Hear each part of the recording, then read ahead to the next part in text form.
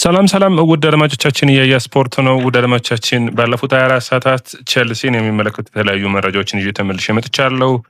ቸልሲና ዝውውር መስኮቱ እንግዲህ ጥሩ አስደሳች ዜናዎች ባይኖሩትም የተለያዩ መረጃዎች ግን እየወጡ ይገኛሉ። እንግዲህ ዝውውሩ ሐምሌ ወር ነው የሚጦፈው እንደምታውቁት። ነገር ግን አሁንም እንቅስቃሴዎች አሉ።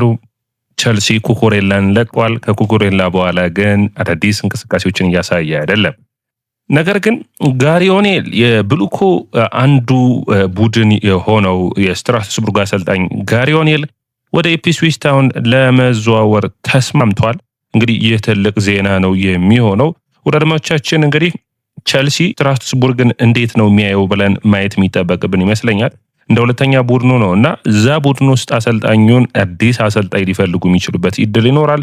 እዚህ ላይ ታዲያ ዋነኛው ተጠቃሽ የሚሆነው ጋሪ ኦኔል በስትራስቡርግ ያለፉትን 6 ወራት በተለይ ሊያም ሮሲኒያን ተክቶ በጥሩ አሰልጣኝነት መቀጠል ፈልገው ነበር። ነገር ግን ውጤታማ አልነበረም። ያ ትንሽ አሳሳቢ የሚሆን ነው። ታዲያ በተለይ ፓንቼሊ ጉዳት፣ ከዛ ውጭ አሜጋም ጥሩ አልነበረም። በአጠቃላይ ግን እንደ ስብስብ እንደ ውጤታማነት ሂደት ቸልሲ በሚገባ ጠንክሮ መስራት የሚጠበቅበት ይመስለኛል አሁንም። ታዲያ እዚህ ላይ ፊሊፔ ሉዊዝን ለመተካት ያሰቡ ይገኛሉ። ፊሊፔ ሉዊዝ ሌቨርኩሰንን ይይዛል ተብሎ ነበር። ነገር ግን ይፋ የሆነ ምንም አይነት እድልን አላገኘም። የዩኤፋ ላይሰንሱን ማግኘት አልቻለም። ታዲያ ቸልሲ ፊሊፔ ሉዊዝን የሚተካ ከሆነ ባለፉት ጊዜያቶች ሞክሮ ነበር። ፊሊፔ ሉዊዝ ደስተኛ እንዳልነበር የምታውቁት ነው። ይህ ሁለተኛ እድልን የሚሰጠው ይሆናል ብዬ አስባለሁ። ነገር ግን ድርድሮቹ፣ ንግግሮቹ በሚገባ እንደቀጠሉ ይገኛሉ። ውጤታማስ እንዴት ይሆናሉ የሚለው ነው። እንግዲህ ፊሊፔ ሉዊዝ መምጣት በጣም ውጤታማ ቡድንን በዛኛው ግሩፕ ላይ መስራት የሚችል ነው። እንግዲህ አድርገውና ዣቪ አሎንሶ የሚለቅ ከሆነም የዣቪ አሎንሶ ተተኪ ፊሊፔ ሉዊዝ የሚሆንበት እድል ይኖራል። ይህ ትንሽ ለቸልሲ ደጋፊዎች ማስደሳች አይደለም። የቀድሞው የቸልሲ አሰልጣኝ ኤንዞ ማሬስካ እና ክርክሩ እንደቀጠለ ነው። ደድሞቻችን ቸልሲ ከማንቸስተር ሲቲ ጋር ድርድሮቹ፣ ንግግሮቹ እንደቀጠሉ ናቸው። ውጤታማ ግን ሊሆን የሚችልበት እድል አለ። ቸልሲ 10 ሚሊዮን ፓውንድ ጠይቋል። አሁን ምንድነው በክርክሩ ወቅት ቸልሲ ማንቸስተር ሲቲን ሕግ ጥሰዋል ብለው አያስቡም። ነገር ግን ኤንዞ ማሬስካ ደግሞ ከቸልሲ ጋር ኮንትራት አላቸው ብለው ያምናሉ። እንግዲህ ኤንዞ ማሬስካ ሰዎች የሚናገሩት ያሉት ናፖሊ፣ ጁቬንቱስ፣ ማንቸስተር ሲቲ ሲፈልገው ለቸልሲ በሚገባ አሳውቋል። ንግግሮችን ሲያደርግ ቸልሲን ሳያሳውቅ አይደለም ያደረገው የሚል ነው። እንግዲህ ንግግሮቹና ድርድሮቹ እንደቀጠሉ እንዳሉ የሚታወቅ ነው።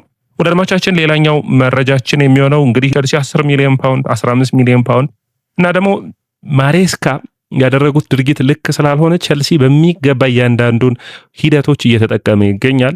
እንግዲህ እግር ኳስ በሚቀጥሉት ጊዜያቶች የሚዳኝ ይሆናል ብዬ አስባለሁ። ነገር ግን ቸልሲ በቂ ገንዘብን ካገኝም እግር ኳስ በገንዘብ ነው የሚዳኘውና ያንን በሚገባ ማየት የሚጠበቅበት ይመስለኛል። ኒኮ ፓዝ እና ቸልሲ እንግዲህ ጠንከር ያለ ንግግሮችን እንዳደረጉ መረጃዎቹ ያሳያሉ። ኒኮ ፓዝን ማስፈረም ቸልሲ በሚገባ ይፈልጋል። እኔ አሁን በኒኮ ፓዝ እና በቸልሲ ፍላጎት ውስጥ ትክክለኛው ተጫዋች ሊሆን ይችላል ብዬ አስባለሁ። አቅሙ ማደግ የሚችል ባለፉት ዓመታቶች በሴሪያው ጥሩ ፐርፎርም ያደረገ ተጫዋች። ነገር ግን ትልቁ ችግር ግራግር መሆኑ ነው። የሚጫወተው በግራግሩ መሆኑ ብቻ ይመስለኛል። ነገር ግን ይህ ተጫዋች አቅም አለው። በ8 ቁጥር ቦታ የመጫወት አቅም አለው። ኒኮ ፓዝ በጣም ጥሩ ፐርፎርም የማድረግ አቅም ይኖረዋል ተብሎ ይታሰባል። እንግዲህ በኒኮ ፓዝ ጉዳይ ሪያል ማድሪዶች ለኮሞ 10 ሚሊዮን ዩሮ በቀጥታ ያስፈርሙና 60 ሚሊዮን ዩሮ ማንም ቡድን እንዲወስደው ከዛ ውጭ እንግዲህ መልሶ የመግዛት ዋጋም እንዲቀመጥበት ይፈልጋሉ። ትንሽ ይህ ጉዳይ የሚያስቸግር ይሆናል እንጂ በኔ እይታ የግራኒት ዣካን ቦታ በቸልሲ ቤት ውስጥ ሊተካ የሚችል አቅም ያለው ተጫዋች ነው፣ እግር ኳስን የሚረዳበት መንገድ። ነገር ግን በማድሪድ አርዳ ጉለር፣ በርናንዶ ሲልቫ አሉ። ስለዚህ ያንን ቦታ የማግኘት እድሉ ጠባብ ሊሆን ይችላል። ቸልሲ ታዲያ ይህንን ተጫዋች የሚያገኝ ከሆነ በጥሩ ሁኔታ ከድርድሮችን ማድረግ የሚችል ይሆናል ብዬ አስባለሁ።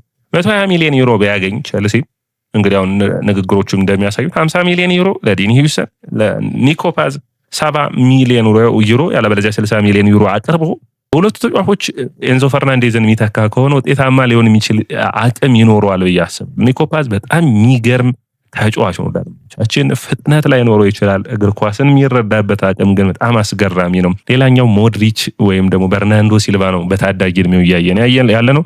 በጣም አስደናቂ ነው። አምና በኮሞ በ40 ጨዋታዎች 13 ጎሎችና 8 አሲስቶችን ማድረግ ችሏል። ታዲያ ቸልሲ ይህንን ተጫዋች እንደዚህ አይነት መጠቀሞች ጥሩ እድልን ሊያመጡ ይችላሉ። ቸልሲ 10 ቁጥር ቦታ ላይ የሚጫወት ተጫዋች አንድ ኮል ፓልመር ወይም ያለበዚያ ስቴፋን ዊሊያን አሉ። ተፈጥሮ የ10 ቁጥር ተጫዋች ያስፈልገዋል፣ ኢንቨርትድ ዊንገር የማይሆን። ታዲያ ኒኮ ፓዝ በዚህ ረገድ ተመራጭ ይሆናል ብዬ አስባለሁ። ሌላኛው ግን ቸልሲ ዲኒ ሁይሰንን በሚመለከት ከሪያል ማድሪድ ጋር ንግግሮችን እያደረገ ነው። ይህ በጣም ጥሩ የሚባል ነው። አልቫሮ ኬሬራስን በሚመለከት ንግግሮችን አድርገው ነበር። ነገር ግን ጆዜ ተጫዋቹ የሚለቅ እንዳልሆነ አስተያየታቸውን ሰጥተዋል። ይህም ሌላ መረጃ የሚሆን ነው ብዬ አስባለሁ። ወደ አድማጮቻችን እንግዲህ ኬንድሪክ ፓያዝን በሚመለከት መረጃዎችን ልቀጥል። ኬንድሪክ ፓያዝ አሁን ወደ ቤልጅየም በውሰት ሊያቀና ነው። በጣም ጥሩ ፐርፎርማንስ ማሳየት አልቻለም። ነገር ግን ኢኳዶሪያን ብዙዎቹ በቤልጅየም ሊግ ጥሩ ፐርፎርማንስን ካሳዩ በኋላ ኦዶኔዝ በቤልጅየም ነው ያለው። ካይሴዶ በቤልጅየም ጥሩ ፐርፎርማንሱን አሳይቶ ነው ወደ ብራይተን የመጣው። በብራይተን በውሰት ልከውት ነበር። ስለዚህ ኬንድሪክ ፓያዝ ሌላ እድል ሊሰጠው ነው። ይህንን እድል በሚገባ መጠቀም ያለበት ይመስለኛል ጥሩ ፐርፎርም ለማድረግ። ሌላኛው ቸልሲ ታዳጊውን ጆቫኒ ባሪዮኒን ለማስፈረም 25 ሚሊዮን ዩሮ የሚያወጣ ተጫዋች ነው ተብሎ ይገመታል። ይህንን ተጫዋች ለማስፈረም ፍላጎት እንዳላቸው መረጃዎቹ ያሳያሉ። ነገር ግን ይህ ተጫዋች እንግዲህ ሌላ ታዳጊ እንደሚሆን ነው። ይህ ትንሽ አሳሳቢ የሚያደርገው ይሆናል። ለሪቨር ፕሌት 2 ዓመታትን በዛ እንዲቆይ ማድረግ ትልቁ እቅዱ ይሆናል ተብሎ የሚታሰብ ነው የሚሆነው። እንግዲህ ቸልሲ በብሉኮ የሚታሰብ ነው የሚሆነው። ይህ ተጫዋች እንግዲህ እንደ ፌለር ወይም ደግሞ እንደ ውድቀት ይታያል። ትልቁ ሂደት ነው የሚሆነው። እንግዲህ ቸልሲዎች በዚህ የዝውውር መስኮት ትልቁ ሊሰሩት የሚጠበቀው አንዱና ዋነኛው የሚሆነው የኩኮሬላን ተተኪ መፈለግ፣ የኤንዞና የሪያል ማድሪድን ጉዳይ በፍጥነት መፍትሄ ማምጣት፣ ከዛ ውጭ የአማካይ ክፍሉና አጥቂ መስመሩን ማሻሻል፣ የተከላካይ መስመሩም እንዳለ ሆኖ እንግዲህ ካይሴዶ በምሽቱ ጨዋታ በእንግዲህ ቸልሲ ተጫዋቾችን እንየና በሚያሳዝን ሁኔታ 0-0 ሲወጡ ከኒካራጓ ጋር በጣም ጥሩ ፐርፎርማንሱን አሳይቷል። ነገር ግን 4 እድሎችን መፍጠርም ችሏል። ስለዚህ ካይሴዶን ወደፊት ጠጋ አድርጎ ማጫወት አንዱ መፍትሄ ሊሆን ይችላል። ሌላኛው እንግዲህ አርሰናል እና ቸልሲ የሞርጋን ሮጀርስ ፈላጊ እንደሆነ ይታወቃል። ታዲያ እንግዲህ አሁንም ንግግሮቹ በሲሞን ጆንሰን ዘገባ ከሆነ ዴክላን ራይስ ሮጀርስን ወደ አርሰናል እንዲሄድ ንግግሮችን እያደረገለት ይገኛል። ያው ደግሞ ቸልሲ ፓልመር ስላለው ሮጀርስ እንደሚመጣ ሙከራዎችን እያደረገ ይገኛል። ነገር ግን አሁንም ቸልሲ ተስፋ አልቆረጠም በሮጀርስ ጉዳይ ላይ መረጃዎች ይሄን ያሳያሉ። ሪሲ ጄምስ ከዣቪ አሎንሶ ጋር በስልክ ብዙ ሰዓታት እንዳወሩና በጣም ተመራጭ ጥሩ ንግግሮችን እንዳደረጉ ከዛ ውጭ እንግዲህ ከኩኮሬላ ጋርም እንዳወራ እንግዲህ እንዳንበል ይህንን መረጃ እየሰጠ ይገኛል። ሌላኛው እንግዲህ በሂደቶች ውስጥ ቸልሲ በብዙ ሁኔታዎች ውስጥ ራሱን ለማዘጋጀት እየፈለገ ያለ ይመስለኛል። ነገር ግን በዝውውር ውስጥ ቶሎ ውሳኔዎችን መወሰንና ቶሎ ተጫዋቾችን ማስፈረም ማድረጉ የሚጠበቅ ነው። አዲስ አሰልጣኝ ስላለ አዲስ አሰልጣኝ ላይ ፈጠን ያሉ እንቅስቃሴዎች የሚያስፈልጉ ይመስለኛል። እንግዲህ አሰልጣኙ አዳዲሱ የእንግሊዝ ፕሪሚየር ሊግ ላይ የሚገጥሙትን ቡድኖች አውቋል። በፈጣን ቡድን ውስጥ የሚቀላቀሉና ውጤታማ የሚሆኑ በተለይ በኔ እይታ በፕሪሚየር ሊጉ ፕሩቭን የሆኑ ተጫዋቾችን የሚያገኙ ከሆነ በጣም የሚያስፈልግ ነው የሚሆነው።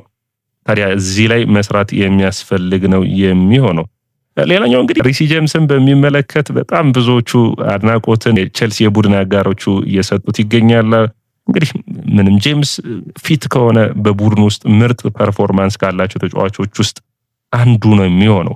ነገር ግን የኤንዞ ፈርናንዴዝ ዝውውር እስከ ክረምቱ መጠናቀቂያ ድረስ የሚቆይ ከሆነ ቡድን ውስጥ ጥሩ የሆነ ነገርን የሚፈጥር አይሆንም ብዬ አስባለሁ። እዚህ ላይ በሚገባ የቸልሲ ኃላፊዎች የሚያስቡበት ይመስለኛል። ቶሎ ውሳኔ የሚፈልግ ውሳኔ ነው። ሰማያዊዎቹ በጣም የሚገርም መረጃ ወጥቷል። አሁን እያየሁት ነበር። የሳይመን ፊሊፕስ በጣም ታማኝ ጥሩ የሚባል የቸልሲ ዘጋቢ እንደሆነ ታውቃላችሁ። በሚገርም ሁኔታ ማለው ጉስቶን ለመልቀቅ ፈቃደኛ ናቸው የሚል ነው።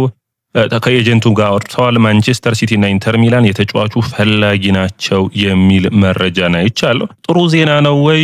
እንግዲህ ባለፈው ደከም ያለ ብቃቱን ማሳየቱ የሚታወስ ነው።